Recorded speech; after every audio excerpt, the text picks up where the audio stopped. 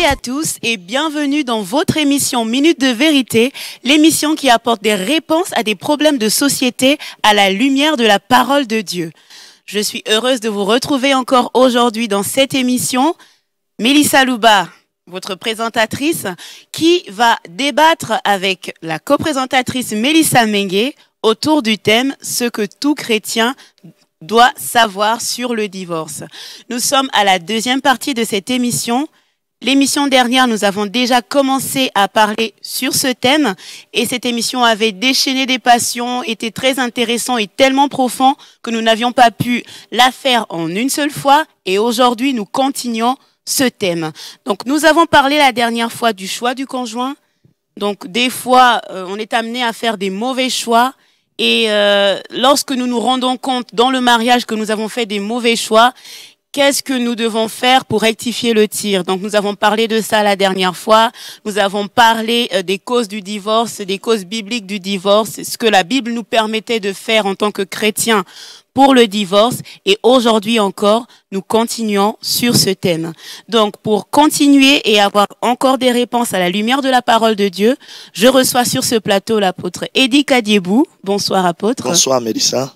Je suis heureuse de vous retrouver encore pour continuer sur ce thème qui était très profond la dernière fois, avait déchaîné des passions, avait même un peu fâché ma coprésentatrice. Et donc, nous allons continuer sur ce thème. J'espère qu'elle ne sera pas trop fâchée aujourd'hui. Nous rendons grâce à Dieu. La parole de Dieu, c'est la parole de Dieu. La vérité, c'est la vérité. Amen. Nous allons essayer encore aujourd'hui, par la grâce de Dieu, pouvoir apporter des réponses selon la parole de Dieu au peuple de Dieu, afin qu'il soit éclairé. Parce que le thème de divorce est un thème qui fait couler de l'encre, mais il est aussi évident et important que nous puissions éclairer le peuple de Dieu, non pas selon ce que eux veulent, mais selon ce que la parole de Dieu recommande. Exactement. Donc nous comptons sur la grâce de Dieu ce soir pour pouvoir apporter certaines réponses à des questions qui vont nous poser. Amen. Merci, apôtre. J'espère que vous aussi vous serez bénis parce que je sais que vous passez par des situations aussi difficiles dans vos couples et dans vos foyers. Et j'espère que la main de l'Éternel va agir et que vous serez édifiés encore ce soir. Amen. Donc, je vais commencer avec la question qui était restée en suspens la fois dernière.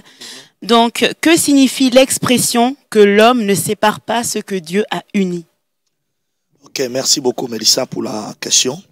L'expression « l'homme ne sépare pas ce que Dieu a uni » est une expression biblique. C'est écrit dans la parole de Dieu. Si nous lisons la parole de Dieu, je pense dans Matthieu chapitre 19, si nous lisons le verset 1 jusqu'au verset 12, nous allons retrouver cette expression qui dit que l'homme ne sépare pas ce que Dieu a uni. Mais nous allons voir que cette expression a été dite dans un contexte d'enseignement que Jésus était en train de donner au sujet du mariage et du divorce. Et l'enseignement de Jésus sur le mariage et le divorce, dans Matthieu 19, le verset 1 à 12, un jour, le pharisien se met à poser la question à Jésus pour savoir si était-il possible à un homme de divorcer. Je crois que la réponse de Jésus a été très claire. Jésus avait dit non. Et Jésus a répondu, n'avez-vous pas lu, tel que la parole de Dieu nous le dit, que le Créateur, au commencement, Dieu a créé l'homme et la femme. C'est pourquoi l'homme quittera son père et s'attachera à sa femme, ils deviendront une seule chair. Et Jésus couronne ce passage en disant que personne ne sait pas ce que Dieu a uni. Cette expression est une expression biblique qui est importante. Là, à mon avis, le sens de cette expression, la première des choses, il est important déjà de voir un peu l'argument de Jésus. L'argument de Jésus qui veut simplement amener les gens à comprendre que quand un couple se marie, ce couple est uni par Dieu. Peu importe le couple, la foi du couple, que le couple puisse être de croyants ou pas, du moment où nous nous lançons dans les liens de mariage, nous devons réaliser et comprendre que le mariage n'est pas une institution humaine, elle est une institution divine. Et quand deux personnes sont unies dans les liens de mariage, peu importe la foi ou pas la foi, ces personnes sont unies dans un lien, dans une institution qui est divine. Ainsi, Dieu unit ces personnes. Quand la Bible dit que personne ne vienne séparer ce que Dieu a uni, c'est simplement pour amener les gens à comprendre que le couple marié est uni par Dieu lui-même. Et leur union est censée durer pour toujours, toute la vie. C'est la raison pour laquelle Jésus parle de que personne ne puisse séparer ce que Dieu a uni. Donc voilà un peu, à mon avis, l'expression, ce que ça veut dire. Et ce principe, j'insiste, parce que ce principe ne dépend pas de la foi ou de manque de foi. Ici, il ne s'agit pas de croyants ou de pas croyants, de foi ou pas de foi. Le problème, c'est que deux personnes qui se marient sont unies par Dieu. Pourquoi? Parce que le mariage est reconnu comme étant une institution divine. Alors, si Dieu unit les personnes, ça veut dire qu'aucun homme n'a le droit de dissoudre ce que Dieu a uni. Voilà un peu le sens de cette expression. Donc, cela veut dire que même pour des athées ou des non-croyants, oui, c'est un mariage qui a été fait par Dieu? Le mariage, c'est un mariage. Il n'y a pas un mariage païen et un mariage chrétien. Le mariage, c'est un mariage. Quand bien même que maintenant, au niveau de choix, la Bible dit que nous qui sommes les temples de Dieu, nous ne devons pas faire des atterrages avec le temple de Béliat. Mais il faudrait comprendre que même ceux qui ne sont pas dans la foi, qui se marient entre eux, ce mariage est valable. Parce que le mariage n'est pas une institution humaine. C'est ce que la Bible nous enseigne dans Matthieu 19. Quand Jésus est en train de parler de mariage, il parle que personne ne sait pas ce que Dieu a uni. C'était dans quel contexte? C'était dans un contexte où les pharisiens sont en train de poser à Jésus une question sur le divorce, en me demandant si c'était possible que l'homme puisse divorcer. Et Jésus dit carrément non. Et Jésus les renvoie dans les Écritures en leur disant, est-ce que vous n'avez pas lu que Dieu, au commencement, Dieu a créé l'homme et la femme. Et qu'au commencement, dans le plan de Dieu, le divorce, c'était un mot qui n'existait pas dans le vocabulaire de Dieu. Et Jésus voulait les amener à comprendre que quand deux personnes s'unissent, elles s'unissent. Et quand deux personnes, se marient, ces personnes entrent dans une union que Dieu lui-même a établie. Pourquoi? Parce que le mariage est et restera une institution divine. Donc, il n'y a pas double mesure en disant, bon, pour le païen, c'est autre chose, et pour le chrétien, c'est le vrai mariage. Non, le mariage reste le mariage. Voilà. Merci, apôtre. Je laisse la parole à Mélissa pour la prochaine question. Alors, j'ai pour autre question, si la Bible autorise-t-il le remariage? Si la Bible nous autorise le remariage. Ça, c'est une question importante. J'aimerais aller dans la parole de Dieu pour que nous puissions voir ce que la Bible dit à ses propos. Mais avant d'aller dans la parole de Dieu, j'aimerais déjà préciser que le remariage après un divorce est une possibilité dans certains cas, dans certaines circonstances. Mais cela ne veut pas dire que c'est la seule possibilité. Que c'est la seule possibilité. Je veux bien me faire comprendre et m'expliquer par rapport à la parole de Dieu. Il y a certaines personnes qui divorcent et qui se remarient. Ça peut être une possibilité dans certaines circonstances. Parce que Jésus a ouvert le débat sur cette affaire partant de Matthieu chapitre 19. Et ça peut être une possibilité dans certains cas. Je dis bien dans certaines circonstances. Mais cela ne veut pas dire que c'est la seule possibilité. Pourquoi? Nous allons aller très profondément pour que nous puissions comprendre ça. Quand Jésus parle de mariage, les pharisiens, dans Matthieu chapitre 19, viennent poser les problèmes à Jésus, à ce qui concerne les divorces. Nous allons voir que Jésus a fait ce que j'appelle la clause d'exception. Jésus parle de divorce, mais Jésus dit, sauf en cas de quoi? D'adultère. C'est-à-dire, c'est une clause d'exception. Vous voyez, on oublie souvent qu'indépendamment de la signification même des termes infidélité, cette clause autorise le divorce. Parce que c'est une clause que Jésus dit. Et Jésus souligne que Dieu avait permis ça à cause de dureté de cœur des gens. Mais ce n'est pas parce que dès le début, Dieu a prévu un remariage. Donc on ne rentre pas dans un mariage dans la pensée de dire que si ça ne marche pas, je vais me remarier. Ah, si ça ne va pas, je vais aller chercher une autre femme, je vais aller chercher un homme. On entre dans le mariage dans la pensée de dire c'est pour la vie. Parce que Dieu a instauré le mariage pour que l'homme et la femme s'unissent pour la vie. Ça, c'est hyper important. Mais cette clause autorise le divorce, mais ne l'exige pas. Ça, c'est là où il faut bien comprendre les choses. Parce qu'il y a des gens qui s'arrêtent là, comme j'avais dit l'autre fois passée. Il y a aujourd'hui des maris qui prient que leurs femmes soient en flagrant délit pour qu'ils puissent divorcer parce qu'ils en ont marre de leurs femmes. Et d'autres femmes font pareil aussi avec les hommes. Ils disent non, au moins j'aurai une raison où ma conscience serait tranquille. Et ça, c'est très dangereux. Il est important que nous puissions savoir que ces clauses autorisent le divorce, mais ne l'exigent pas. C'est ainsi, j'ai souvent dit, même dans les cas d'adultère, un couple peut, par la grâce de Dieu, je dirais, apprendre à pardonner, à se reconstruire, à pouvoir rebondir et aller dans d'autres choses. Ça, c'est hyper important.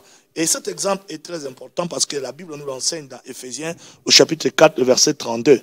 Mais c'est important aussi de comprendre une réalité, c'est que si le conjoint refuse la repentance, par exemple, en refusant la repentance, nous retrouvons son conjoint en train de persister dans l'immoralité sexuelle. Dans ces cas-là, nous rejoignons ce qu'on appelle la clause d'exception que Jésus est en train de parler dans les livres de Matthieu chapitre 19. Là, à ce moment, cette clause peut s'appliquer. Pourquoi? Parce qu'une femme adultère qui refuse de se repentir et qui se plaît dans son adultère, la finalité ne peut être que le divorce. Un homme adultère qui refuse la repentance et qui persévère dans son adultère, ça c'est dans une clause d'exception. Mais il est important pour nous de savoir que dans certains cas, Jésus pense aussi au remariage. Pourquoi? Parce que quand nous lisons ces passages de Matthieu chapitre 19, nous allons remarquer une chose importante. Parce que quand Jésus parle de divorce, Jésus indique aussi le remariage. Parce qu'il dit si une femme, est prise, c'est quelqu'un qui épouse une femme qui est répudiée, commet l'adultère avec lui. En même temps, Jésus parle de divorce, mais Jésus parle de remariage. Mais dans quel cas maintenant où une personne peut réellement se remarier? Moi, je pense que quand nous lisons la parole de Dieu nous enseigne certaines choses. Il est un peu difficile de répondre à cette question, mais je crois qu'avec la sagesse de Dieu, Dieu nous donne certains détails qui sont des détails très importants dans la parole de Dieu qui nous permettent de pouvoir répondre à cette question. Je dirais, le seul cas où la personne se remarie après le divorce est explicitement autorisé dans le cas de l'adultère, par exemple. Parce que Matthieu 19, le verset 9, nous le dit. Quelqu'un qui est confronté à cette chose, dont le conjoint refuse carrément de pouvoir se repentir, et qui persévère dans ses péchés, à ce moment, il y a un moment où ça peut être la voie de sortie. Et cette personne qui est comme étant une victime peut se remarier dans ces cas-là. Mais moi, j'ai une question qui va toujours dans ce sens. Alors, si par exemple, on s'est marié, mais on n'est pas allé au sein de la mairie, on a juste fait du coup le coutumier et le religieux.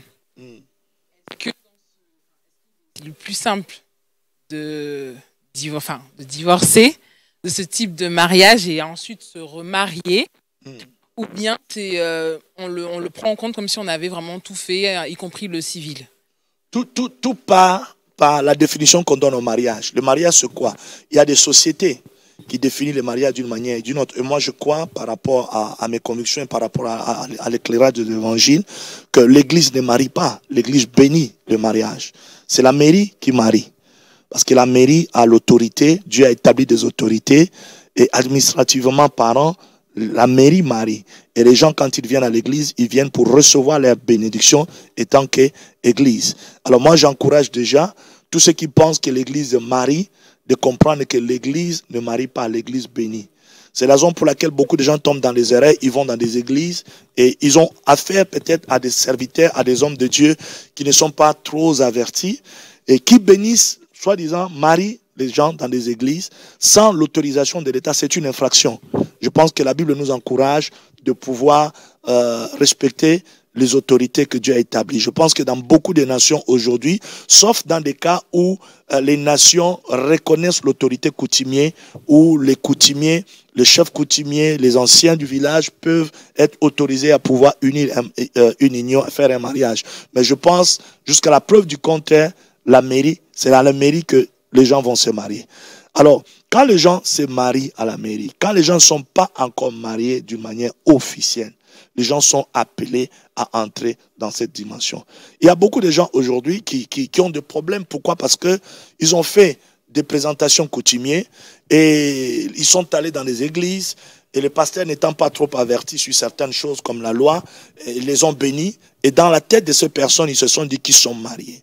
Or, si dans un pays où tu vis, la loi reconnaît être marié les hommes qui ont dit oui devant le maire et que toi, tu n'es pas passé devant le maire, c'est-à-dire que tu n'es pas encore marié en fait. Tu n'es pas encore marié d'une manière claire. Vous voyez, ça c'est mon analyse à moi. Parce que je pars sur le point dont la parole de Dieu nous demande de pouvoir honorer les autorités. Alors maintenant, à ceux qui sont mariés, en parlant de remariage, je reviens sur Matthieu chapitre 19, tel que la parole de Dieu nous le dit. Le premier point, nous avons vu que dans le cas de l'adultère, qui est une clause d'exception dont Jésus a carrément explicité en disant que là, l'homme peut divorcer ou la femme peut divorcer au cas où la personne refuse de se marier. Et je précisais que le divorce n'est pas la seule porte de sortie. On peut pardonner un péché d'adultère. L'adultère est un péché comme tous les autres péchés, même si c'est un péché qui affecte d'une autre manière. Mais le pardon, quand on parle de péché, un péché qui est repenti, là où il y a la repentance, il y a toujours un pardon qui doit s'en suivre. Donc ça, c'est clair. Mais si nous allons plus loin, par exemple, dans 1 Corinthiens chapitre 7, le verset 11 à 14, là-bas, j'aimerais peut-être qu'on les lise aussi, parce que notre très cher téléspectateur, c'est important que le peuple de Dieu, si vous me donnez quelques minutes, juste je vais lire ce passage, 1 Corinthiens 7, le verset 12. C'est important que nous puissions mettre la parole de Dieu au centre pour répondre à certaines questions, parce que ce sont des questions très sensibles qui demandent à ce que les gens soient éclairés selon la parole du Seigneur. Tout à fait. Dans le verset 12, il est dit, aux autres, ce n'est pas le Seigneur, c'est moi qui dis. Si un frère a une femme non croyante, qu'elle consente à habiter avec lui, qui ne la répudie point. Et si une femme a un mari non croyant et qui consente d'habiter avec elle, qui ne la répudie point son mari. Car le mari non croyant est sanctifié par la femme et la femme non croyante est sanctifiée par le mari. Autrement, vos enfants seraient impurs. Tandis que maintenant, ils sont saints. Si le non croyant se sépare, le frère ou la sœur ne sont pas liés. Dans ces cas-là, Dieu nous a appelés à vivre en paix. Ça, c'est un verset important sur lequel nous devons faire attention. Il y a des cas où, par exemple, la personne est mariée à un non-croyant et un non-croyant qui l'abandonne, qui fait un abandon de foyer, qui se sépare avec lui. La Bible est très claire dans ces cas-là. Ça peut être une porte de sortie pour un divorce. Vous voyez, dans ce sens-là. Mais je reviens dans la justice de Dieu pour dire que ça soit dans les clauses d'exception telles que je l'ai dit dans Matthieu 19, que ça soit dans le cas de 1 Corinthiens 7, 12, la repentance, là où il y a la repentance, il peut y avoir pardon. Et s'il n'y a pas de repentance, les victimes, pour moi, par rapport à ce que je comprends dans la parole de Dieu, peuvent se remarier et construire leur vie. Parce que je crois que Dieu, dans des clauses, si Dieu a établi le mariage, Dieu savait aussi dès le début qu'il y a des mariages qui ne vont pas réussir. Il y a des mariages qui seront des mariages difficiles. Il y a des mariages qui vont risquer d'être en péril la vie des gens. Donc il y a certains cas qui sont des figures de mesure qui font à ce que le divorce soit la seule voie de sortie. Parce qu'aujourd'hui, nous voyons par exemple, si pour ceux qui suivent les infos, dernièrement, il y a un monsieur qui a tiré sur sa femme et qui a brûlé carrément la femme. Pourquoi? Parce que les problèmes n'ont pas commencé le même jour. Quand vous entendez les témoignages, par exemple, des gens qui témoignent, c'est des problèmes qui ont persisté. Il a été toujours un homme violent, il a été toujours un homme, ce qu'il a été. Mais la finalité a fait à ce que aujourd'hui la personne perd sa vie. Donc on ne peut pas encourager une personne de rester dans un endroit qui continue à sentir mauvais qui continue à risquer la mort. Donc vous voyez, il y a des cas qui sont de figures d'exception qu'il faut faire très attention. Moi je pense que ceux qui sont victimes peuvent se remarier de nouveau et avancer avec le Seigneur. Parce que si Dieu a ouvert une clause d'exception sur le divorce, Dieu peut ouvrir sur une clause d'exception pour le remariage. Voilà. Et puis il y a un point important que j'aimerais aussi souligner, parce que beaucoup de gens pensent que si je me marie, je divorce, la première question qui leur vient en tête, même étant victime, je vais forcément me remarier. Mais l'apôtre Paul va encore plus loin, toujours dans le même passage, il dit que certains peuvent rester pareils, certains peuvent rester sans se marier. On n'est pas forcé de se marier. Être célibataire n'est pas forcément un lien ni un péché. Ça peut être aussi une vocation. Donc tout ça, il faudrait voir ça avec l'œil de l'esprit. Voilà un peu pour répondre à ta question, sœur Mélissa. Merci. Merci, apôtre, pour vos éclaircissements par rapport à ce point. Et j'aimerais revenir sur le remariage encore, parce qu'on a dit tout à l'heure que l'homme ne doit pas séparer ce que Dieu a uni et que vraiment le mariage était une institution de Dieu et c'est Dieu qui a uni. Et lorsque l'on se remarie, est-ce que cela est considéré comme un adultère, vu qu'on était déjà unis par le lien sacré du mariage et par cette institution de Dieu? Dans ces clauses d'exception, quand on se marie, c'est autre chose. Pourquoi? Parce que si Dieu pardonne le péché du divorce, cela veut dire que, je dirais, la personne peut être libre de se remarier. Pas forcément. Pourquoi? Parce que Dieu appelle certaines personnes à rester célibataires, comme je l'ai dit. Le célibat ne doit pas être considéré comme étant une malédiction ou une punition, mais comme une occasion de servir Dieu de tout son cœur. Comme la parole de Dieu le dit dans 1 Corinthiens 7, le verset 32, en descendant jusqu'au verset 36. Mais la parole de Dieu nous dit cependant, il vaut mieux de se marier que de brûler. 1 Corinthiens 7, le verset 9, encourage les gens à se marier. Quelqu'un qui divorce, qui a été victime et qui brûle et qui ne peut pas se contenir, Dieu encourage ces personnes-là à se remarier. Ça, c'est hyper important. Ça, c'est ce qui s'applique parfois dans les cas de remariage après divorce. Vous voyez? C'est dans ce sens-là. À ce moment-là, quelqu'un qui se remarie après un divorce dans ces clauses d'exception ne commet pas l'adultère. Parce que si Dieu, dans les clauses d'exception, a ouvert une voie au divorce, ça veut dire que le remariage peut être possible. Parce que l'apôtre Paul le dit dans 1 Corinthiens 7, le verset 9, en disant que si quelqu'un, il dit, nous allons lire la parole, j'aime bien lire la parole de Dieu sur certaines choses qui sont un peu plus sensibles. 1 Corinthiens 9, disons le verset 1 Corinthiens 7, le verset 9, qu'est-ce que la parole dit? Il dit, mais s'ils manquent de maîtrise d'eux-mêmes, qui se marient, car vaut mieux se marier que de brûler. Tu vois? Tu as été victime d'un adultère continu, non repentant, qui t'a amené dans un divorce ou un autre cas isolé dans des clauses d'exception telles que nous l'avons définies et que tu n'arrives pas à rester dans le célibat pour servir Dieu et que tu sens que tu brûles, vaut mieux se marier que brûler. À ce moment-là, ce n'est pas de l'adultère. Voilà un peu ce que moi je pense. Donc cela signifie en quelque sorte que ce que Dieu a uni, lui peut le défaire. Parce que là, si on est divorcé, on n'est plus sous le lien avec la personne avec laquelle on était. Ouais. Donc on peut se lier à une autre personne. Et dans ce cas, avant de se lier à une autre personne, il faut se délier de l'autre personne. C'est le divorce qui délie. Parce que ce n'est pas pour rien, dans les clauses d'exception, dans Matthieu 19, Jésus parle de divorce. Jésus parle de mariage. Il parle de l'union. Il parle de ce que Dieu a uni. Oui. Mais Dieu créant le mariage, sachant aussi que le mariage est l'affaire de l'homme, sachant aussi que l'homme reste imparfait, Dieu établit aussi des clauses d'exception sur certaines choses, des portes de sortie, comme le divorce. D'accord, ok. Mais il faudrait jusque-là comprendre que le plan de Dieu, quand il instaure le mariage, ce n'est pas le divorce. Le divorce doit vraiment être le dernier recours. Dieu aime le mariage et Dieu aime que les gens qui s'engagent dans le mariage comprennent qu'est-ce qu'ils font et puis qu'ils sachent que le mariage a été institué pour aller jusqu'au bout. Ce n'est pas j'entre dans le mariage en réfléchissant déjà sur mon prochain avocat. Ou j'entre dans le mariage en réfléchissant déjà quel est l'avocat que je vais aller toucher, je vais essayer. Non, le mariage n'est pas un habit qu'on essaie dans une boutique, si ça ne va pas qu'on aille changer. Ou c'est pas une paire de chaussures qu'on va acheter chez son chausseur. Non, si ça serre un peu, je vais chercher des pointures, la pointure au-dessus, la pointure en bas. Non, le mariage, c'est pour l'éternité.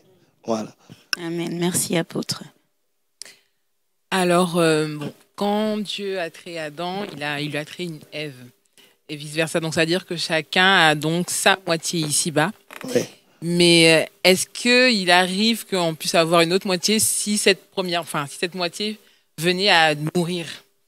Est-ce que donc il est permis au veuf ou à la veuve de se remarier, même si on sait que chaque personne sur Terre a sa moitié?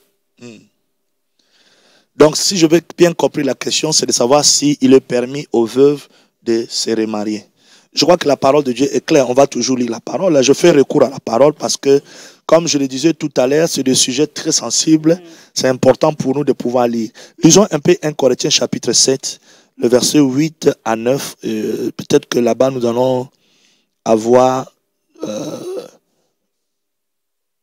des réponses, comme nous l'avons lu tout à l'heure également. Qu'est-ce que la Bible dit? À ceux qui ne sont pas mariés ou aux veuves, je dis qu'il est bon de rester comme moi. Mais s'ils manquent de maîtrise d'eux-mêmes, qui se marient, car vaut mieux se marier que de brûler. Ici, l'apôtre Paul parle. Il parle à ceux qui ne sont pas mariés. Il parle aux veuves. Il leur dit, je dis, il est bon de rester comme moi. C'est-à-dire, l'apôtre n'était pas marié, il était célibataire. Il avait une vocation qui faisait que son célibat lui permettait de servir Dieu. Parce qu'il n'en avait pas besoin, il ne brûlait pas. Et la Bible dit, s'ils ne peuvent pas rester, l'apôtre dit, s'ils ne peuvent pas rester, je les encourage de se marier, parce que vaut mieux se marier que de brûler. Ici, il cite même le veuve. C'est-à-dire, le veuve, ce sont des femmes qui ont perdu leur mari. Si nous allons, par exemple, dans 2 Timothée, je crois, 1 Timothée chapitre 5, on va lire un peu ça, pour répondre d'une manière claire à votre question. 1 Timothée chapitre 5, je crois, oui, 1 Timothée 5. Lisons un peu de verset 14, je crois. Verset 14, 1 Timothée 5, 14. Qu'est-ce que la parole de Dieu nous dit? La Bible dit dans le verset 14, « Je veux donc que les jeunes se marient, qu'elles aient des enfants, qu'elles dirigent leur maison, qu'elles ne se donnent pas, qu'elles ne donnent à l'adversaire une occasion de médire, car déjà quelques-unes se sont détournées pour suivre Satan. » Donc ici, la parole de Dieu est en train de nous montrer. Si nous descendons vers le verset 15, 16, qu'est-ce que la Bible dit? Si quelque fidèle, homme ou femme, a de veuves, qui les assiste et que l'Église n'en soit point chargée, afin qu'elle puisse assister celles qui sont véritablement veuves. Ici, on parle encore de veuves, de personnes qui ont perdu un conjoint. Je pense que la Bible autorise à la personne qui a perdu son conjoint de pouvoir se remarier. Parce qu'il y a un verset qui va encore plus loin pour dire que une veuve, une femme est libérée de la loi, des liens qui les lient à son mari quand le mari meurt. Et si elle se remarie, elle ne commet pas de l'adultère. Je pense que si une veuve ne peut pas rester dans son veuvage, servir Dieu, elle peut se remarier. Si elle se sent brûlée, en train de brûler, elle peut se remarier. Car vaut mieux se marier que de brûler. Mais si on part sur cette optique, ouais, on pourrait être amené à se dire que on n'est pas forcément lié qu'à une seule personne en fait sur Terre. Ouais. Si on se retrouve dans une situation où on perd son conjoint, ouais, c'est-à-dire que on va dire, je vais pas appeler ça un plan B, on va dire que peut-être que Dieu a mis, voilà, entre parenthèses, un deuxième plan au cas où. Ouais. Là, en fait, est-ce qu'on pourrait le prendre comme si, en fait, du sens que, certes, on a vraiment quelqu'un qui nous est destiné, mais éventuellement, si jamais il y a une faille dans le premier, je sais pas, enfin. On ne connaît pas, je comprends ta question. Voilà. On ne connaît pas ce que la vie nous réserve. Voilà. Mais j'aimerais lire 2 passages qui vont vraiment nous éclaircir. Le premier passage, c'est le passage de Romains, au chapitre 7, le verset 2 à 3. Et après, nous allons lire le deuxième passage, qui est un passage important. Là même, la parole de Dieu est en train de parler de prêtres, de femmes même de prêtres, dans Ézéchiel 44, le verset 22. Mais lisons d'abord la parole dans le livre de Romains, au chapitre 2, au chapitre 7. Qu'est-ce que la parole de Dieu nous enseigne dans le chapitre 7 de Romains? J'aimerais lire pour que le peuple de Dieu puisse comprendre. Romains au chapitre 7, le verset 2. La Bible dit, « Ignorez-vous, frères » Nous lisons à partir du verset 2, oui, pour descendre dans le verset 3. « Ainsi, une femme mariée est liée par la loi à son mari, tandis qu'il est vivant. Mais si le mari meurt, elle est dégagée de la loi qui la lie à son mari. Si donc, écoutez le verset 3, si donc, du vivant de son mari, elle devient la femme d'un autre homme, elle sera appelée adultère. Mais si le mari meurt, elle est affranchie de la loi, de sorte qu'elle ne point adultère en devenant la femme d'un autre. Ça, c'est la parole de Dieu qui le dit. Donc, si le mari meurt, là, nous parlons de veuve, en fait. Donc, c'est pour dire que la vie réserve toujours des surprises. Tu peux avoir l'homme de ta vie, le prince charmant, et dans le parcours de la vie, la personne, il est fait à ce que la personne parte. À ce moment, tu as deux choix. Le choix, c'est de te garder dans ton célibat et d'être dévoué à Dieu, comme cela était le cas avec certaines veuves dans la Bible, qui s'étaient carrément données au Seigneur, qui étaient carrément consacrées au Seigneur. Dans la Bible, nous lisons, nous voyons même dans les Actes des Apôtres, il y a eu des femmes qui ont perdu leur mari et qui ont décidé de ne plus se remarier, qui ont décidé de servir Dieu dans l'église. Et l'église prenait soin d'eux, parce qu'à l'époque, dans la culture orientale, c'était le mari qui faisait tout. C'est la raison pour laquelle, entre guillemets, il y avait beaucoup de veuves que de veufs. Pourquoi? Parce que il y avait beaucoup de veuves que de veufs. Pourquoi? Parce que les hommes mouraient très tôt. Parce que les hommes travaillaient beaucoup avec la pression de gestion de la maison, les stress, ça faisait que ça amenait les hommes beaucoup. Comme d'ailleurs aujourd'hui encore, il y a beaucoup des hommes qui meurent avant l'âge parce qu'il y a la pression qui les amène. Que Dieu nous en préserve.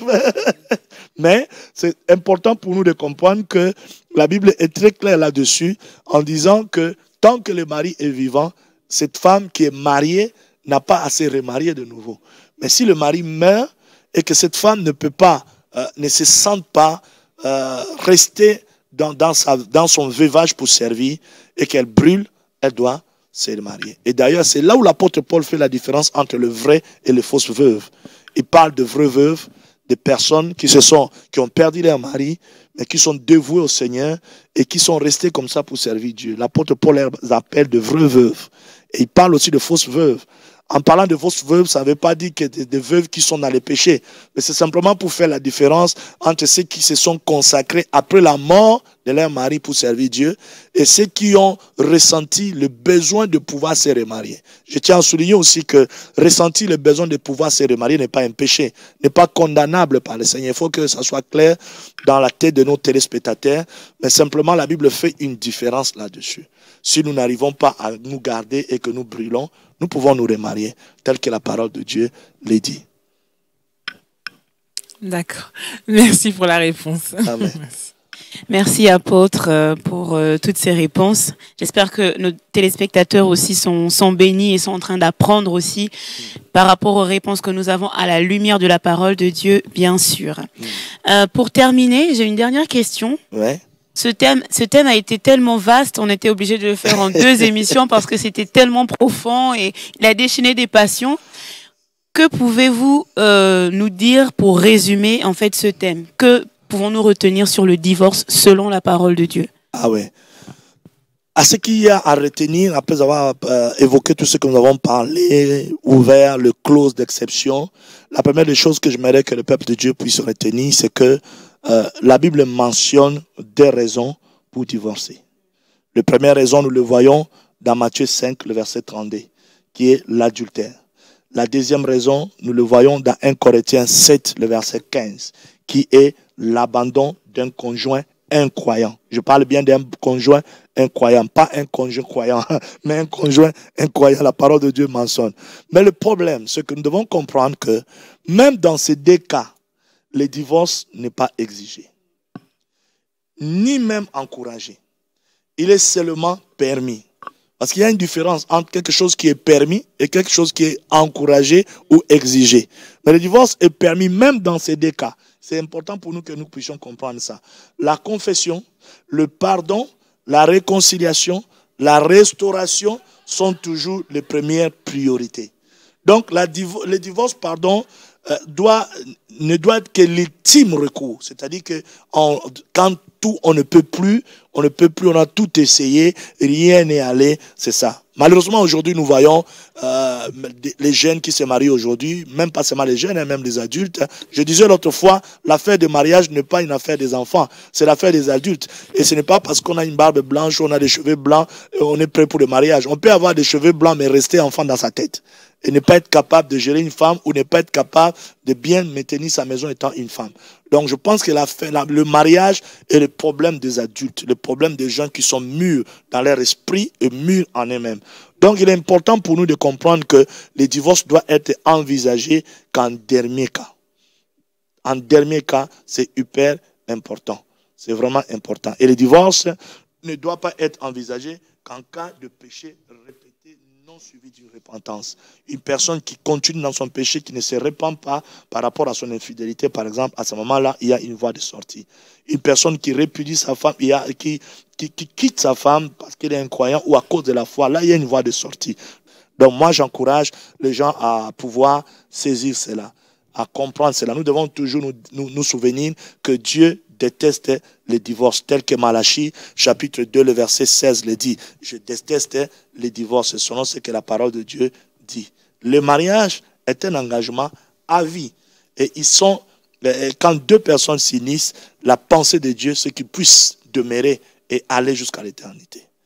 Voilà un peu, moi, la conclusion que je peux donner à toutes les réponses que j'ai pu donner dès le début. Merci, apôtre. Je bénis le peuple de Dieu et tous les téléspectateurs qui nous suivent. Ouais. J'espère aussi que eux, ils sont bénis, qu'ils ont eu des réponses à leurs problèmes, ouais. Et que tous les problèmes par lesquels ils passent dans leur foyer, dans leur couple, ils sont mieux armés et ils ont eu quelques réponses à ces problèmes-là.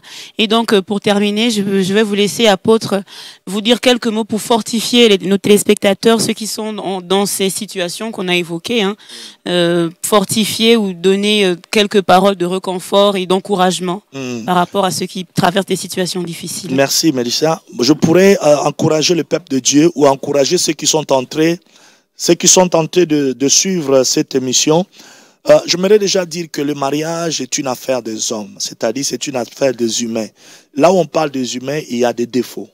Et je pense que au-delà de tout ce qu'on peut avoir comme défaut, il y a une force qui est en nous qui peut faire à ce que nous puissions surmonter tout ça. C'est la force de l'amour.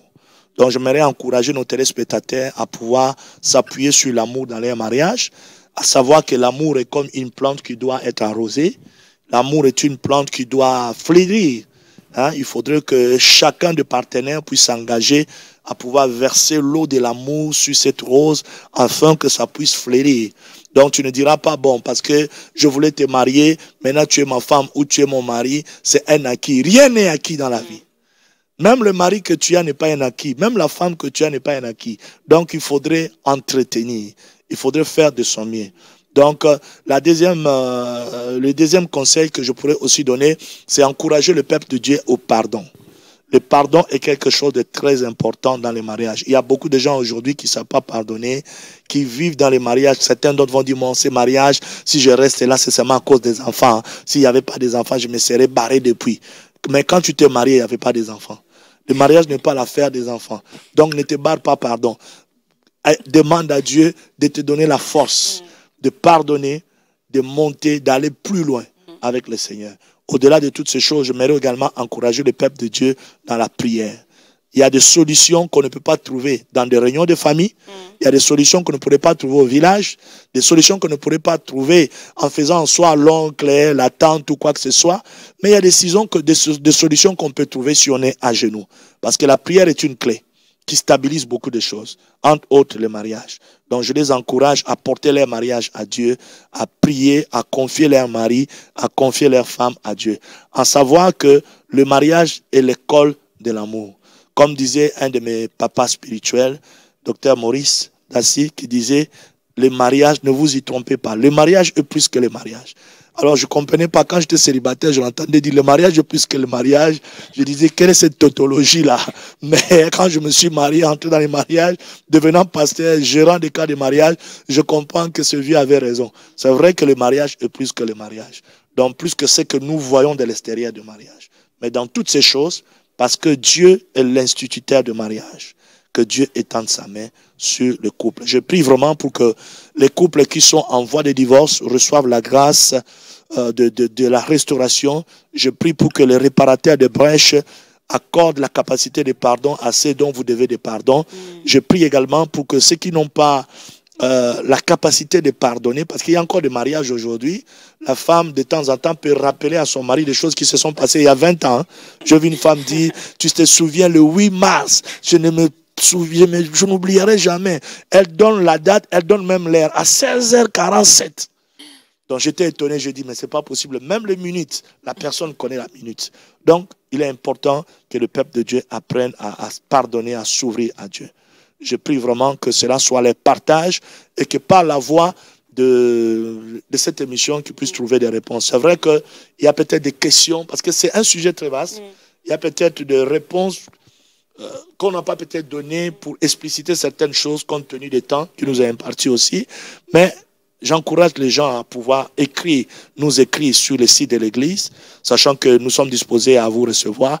Et ceux qui veulent, en ouvrant une parenthèse, je m'aurais dit, ceux qui veulent être suivis dans leur mariage également, peuvent prendre des rendez-vous sur le site de l'église pour leur mariage, avec leurs femmes, avec leurs maris, et nous pouvons suivre, parce que nous sommes là aussi pour aider les mariages, encourager les gens à pouvoir bien vivre leur mariage. Donc voilà ce que je peux dire comme mot de la fin. Merci, apôtre. Donc, j'encourage aussi chaque téléspectateur, comme l'apôtre l'a si bien dit, si vous traversez des situations difficiles, n'hésitez pas à aller sur le site www.centrechrétienbéret.com pour prendre un rendez-vous pour être suivi, parce que il y a des situations tellement difficiles qui nous dépassent et nous avons besoin de personnes pour nous aider à surmonter ces problèmes-là. Et avec l'aide de Dieu, l'homme de Dieu sera là et Dieu va l'utiliser pour vous apporter des solutions. Amen. Donc, notre émission arrive à son terme et prochainement, nous aurons un nouveau thème qui est les droits et les devoirs de tout couple marié. Oh là là, je pense que ce thème va encore déchaîner d'autres passions et sera encore aussi long. Il y aura encore beaucoup de questions. Oui. N'hésitez pas à aller sur le site de l'église, je le rappelle, www.centrechrétienbéret.com pour poser vos questions. Je rappelle le thème, les droits et les devoirs de tout couple marié. Donc, si vous avez déjà des questions en amont, vous pouvez déjà les poser et au moment de la prochaine émission, on posera vos questions. Ouais. Donc, soyez bénis, shalom chez vous, que la grâce et la paix de Dieu soient chez vous et on se dit à la prochaine émission. Bonsoir.